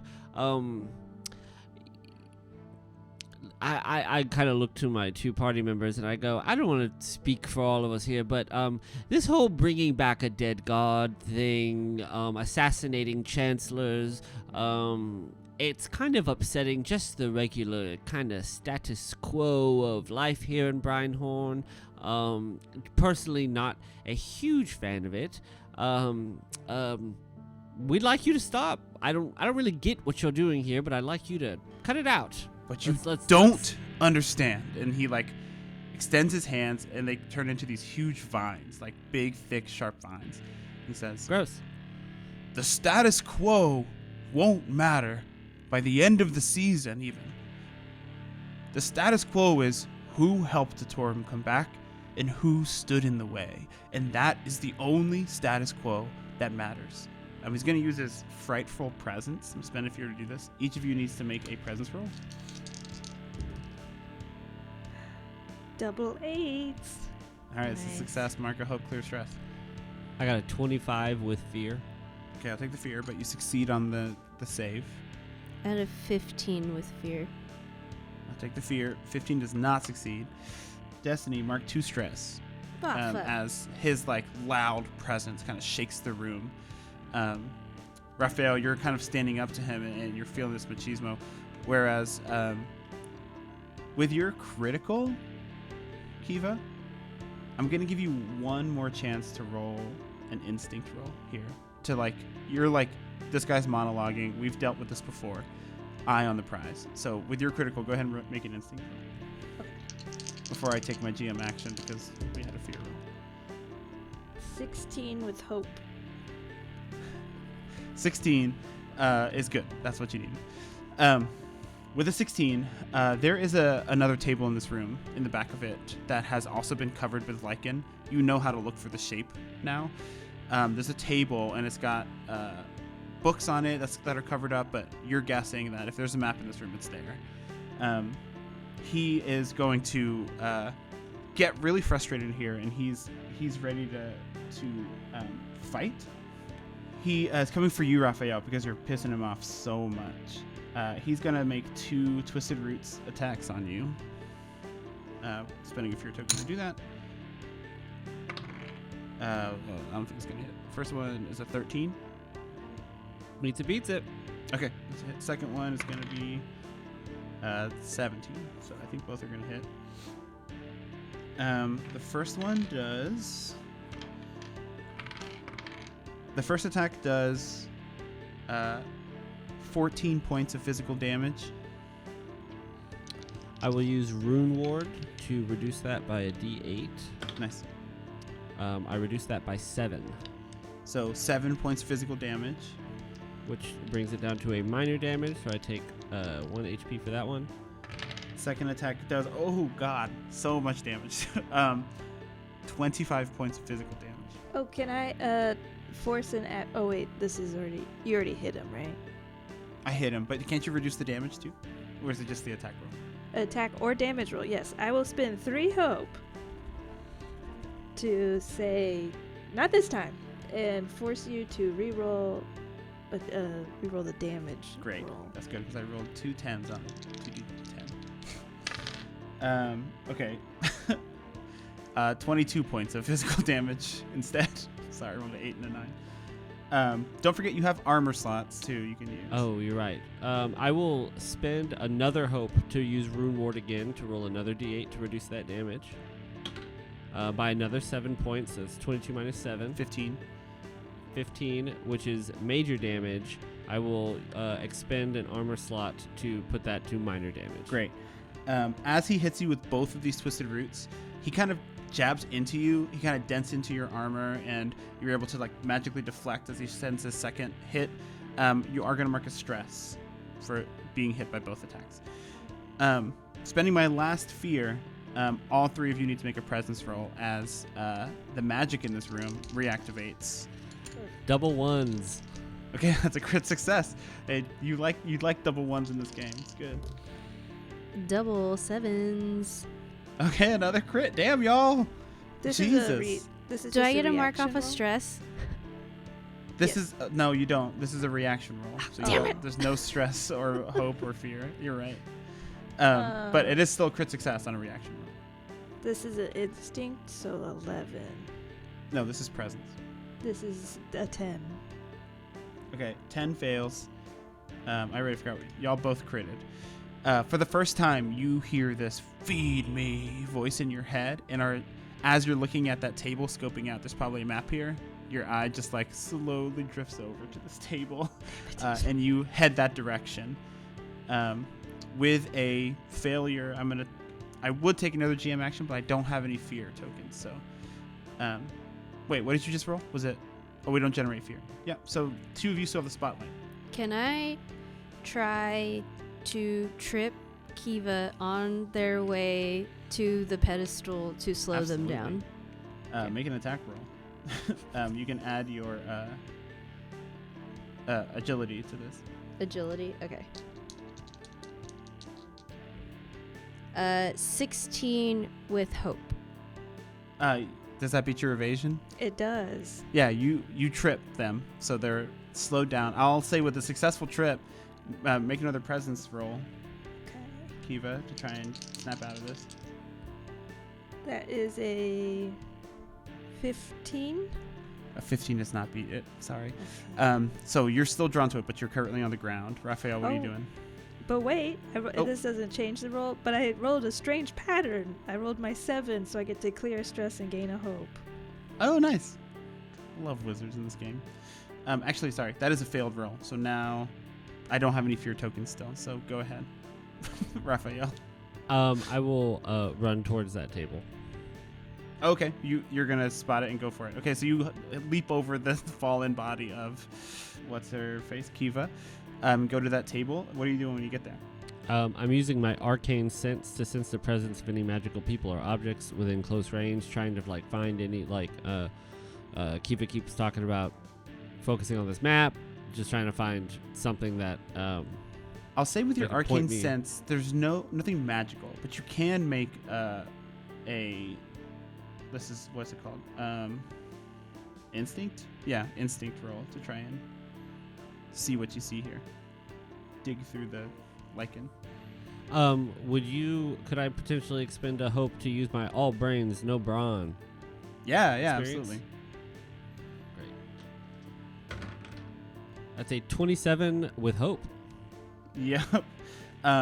You dig through the mess of lichen on this table, uncovering a map underneath. It's out on the table. It's like backed on a hardback thing.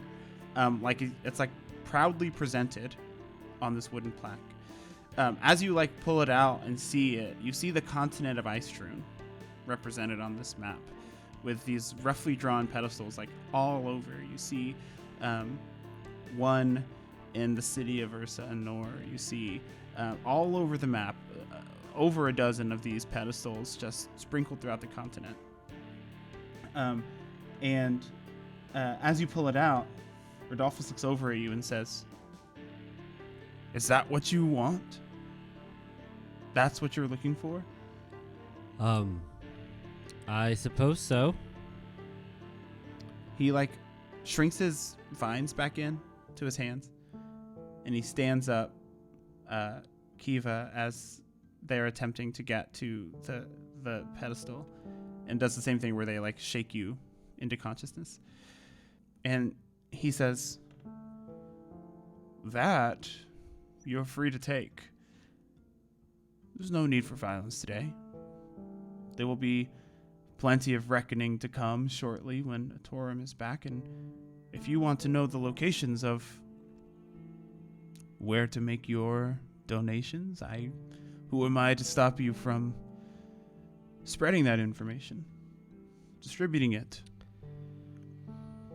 I'm glad we're seeing eye to eye.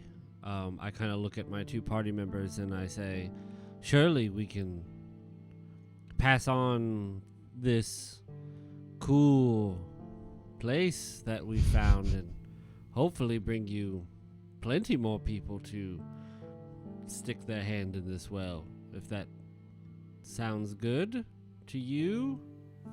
He says, "If you're going to do with that what I think you're going to do with that, they will come." Is it like free actions sort of? Yeah, he's not right now. acting violently right now. He's standing straight up. He's actually kind of moved back towards the well, and is reaching in to find that little tube he had. Raphael, you should go. You should take the map back to the academy and figure out how to get that to the right people. But we can't just leave this down here. And can I make... It says within melee range. Am I within melee range of him? I would kinda say yeah, moved because he away. just picked you up and Okay. shook you into consciousness. Then I would like to use my Wild Flame to make a spellcast roll against up to 3 adversaries. Does the lichen and the well also count as The adversaries? pedestal is an adversary in this room. Okay. Yes. Then I would like to do that. Make a spellcast roll. I would also wonder if I could use my experience. We should help them in this moment because I want to make sure we're destroying. Absolutely. That's the reason why you want to stay. Yeah. Kino Peel, do you want to help at all with this attack roll? Yes, absolutely. I will also use a stress to double that instead of using a hope. Great. So Maybe to help, I'm distracting him while Kiva kind of revs up all their whatnots and is just like, What do you think we're gonna do with the map? He turns to you and his just Machismo is just like, I can't wait for you to distribute it. That's exactly what I needed to happen. So please take it and show everybody. And I got a 28 with hope. I also 28? rolled a 7. Yeah, Jesus. so I Okay, also yeah. rolled another 7, so I get to clear stress and gain another hope. Great. Plus 3. Plus 3. Plus 3. So, So 31. 31, which beats the And- hardest difficulty in this game. So up to 3 adversaries. So I'm aiming for him, the pedestal, and then like maybe some. Yeah. Can I guess since I told Raphael to leave, can I maybe like try and clear a spot with the fire? That's great. Yeah, you can attack the lichen too. Raphael, as you see this fire just erupting from Kiva, and you have the map in your hands, what are you doing? Are you staying down here or are you out? Well, does Kiva still need to roll damage? Yeah. I do 7 points of magic damage, and all of these adversaries must also mark a stress. Okay. 7 points of magic damage. Since it's fire, the pedestal or the lichen reacts really poorly to that. It like shrivels up, like it was been throbbing and kind of like pulsating as you've been in this room. It shrivels up and shrinks down. And the professor or Rodolphus looks over at you in anger, like, no. He also takes that damage. That's minor damage for him. The pedestal is like cracked down the middle as this lichen shrinks on it. It seems like the pedestal's like presence is dependent on the lichen being healthy and good and happy. Seeing, I was trying to motion to maybe we get the hell out of there, go tell my mom we bring the militia down here. But if we're dealing with this now, I kind of put up my hand to Kiva and I say, I'm like, hold on. Like, Rodolphus, if you wouldn't mind, I think we've all gotten on the wrong foot here. I would love to make a donation if you would just freely allow me to make a donation. I'm gonna have you make a presence roll, or is that what it is for lying? I think it's presence. Sure. Would you allow me to expend a hope to use my noble feature? Absolutely. Again? Yes. Great. Anytime you're trying to pull rank on a professor, That's a 17 with hope. Yeah. Go ahead. He says, "You see what happens when we hurt the plant. What that does. Atorum knows. We have to feed this. We have to feed it.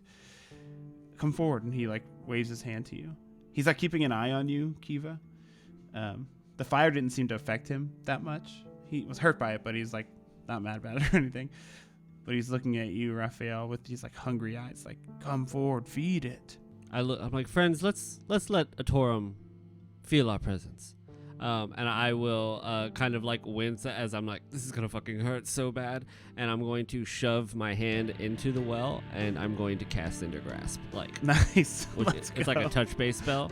Okay, you're gonna inside the well. You're gonna take a simultaneous attack from it as you touch for it. Sure. Mark a stress because you touched it willingly. It rolled a 10 to hit. That misses my evasion. Okay. I would also, if you would humor me, I'd also like to use my elemental origin feature, which is to spend another hope, Yes. which to manipulate this fire to add to either gain +2 to the roll or +3 bonus to the damage, and I would like to add +3 to the Absolutely. damage. This is literally that. Yep. Sounds Right. like a sorcerer doing sorcerer shit. That is a 22 to hit the Oh yeah. pedestal. Definitely. So I roll a D20. Oh, that kind of sucks. 4, 5, 6, 7 plus 6, 7 plus 6. Wait, no, what am I? Oh, sorry. Yeah, that's a 7 plus 6 plus 4. Okay, that hits its severe damage threshold, the pedestals. So you stick your hand down in there and this fire erupts, and you all get a moment of Rodolphus screaming in anger before this pedestal is just shattered, and kind of an explosion as the lichen and the stone from the pedestal kind of shoot out, and you see the lichen kind of shrink and shrivel into these just dry ass little roots of bones of what they once were. As Rodolphus sees this, he kind of falls to his knees in shock. And he's like, no, my work. And he kind of scrambles over on the floor to where the pedestal was, and he's not paying you any attention. He's like just on the floor looking at this spot where the pedestal used to be. Pedestal's gone. Lycan is gone. Let's get out of here. I can just wall him into this basement until your mother can come. Absolutely. That's a great idea. Yes, I was gonna say something funny. I want to get the fuck out of this basement now. My arm hurt. That was really stupid. And I my arm is like all fucked up and like. Okay, as we head up the stairs and out, I would like to use my manifest wall spell. Can I use watch this, as I'm gonna manifest like a huge wall to like block Yes. this? Yes, so definitely. I use hope here because I need to make a spellcast roll of a 15. Okay. And spent hope. Oh dear. Well. Does anyone want to help? You can help with spellcasting, Yeah, sure. I will help. like channeling I a will. spell. And yeah, what are you gonna do? I will go humana. So I'm just adding my magic. How to did you it. know? That's so helpful. Okay. And go ahead. Can you roll a a d6, Alex. 5. Wow. I only needed +1. That's a 19 then. And I'll spend another hope. Spend a hope to create a temporary magical wall between 2 points within far range. It can be up to 50 feet high and form at any angle. Okay. It's a wall. I create a wall to block Rodolphos down here in the basement as we run out. We see Kinopio run out in their fungal form, but kind of half-eaten by the lichen, and Raphael stepping out of the house now, also arm kind of cindered and burned, but that's not as bad as the damage from the lichen that he also received. And Kiva casting their spell to block off the basement and then seeing them hurry out of the house.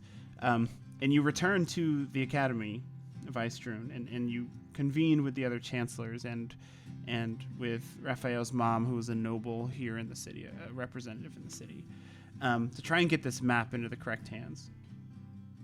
And now we see a series of messages running through a connected network of academics and thieves and innkeepers and trusted, quick-footed younglings in small towns. And they carry a copied version of a map upon which the location of Atorum's pedestals are roughly sketched.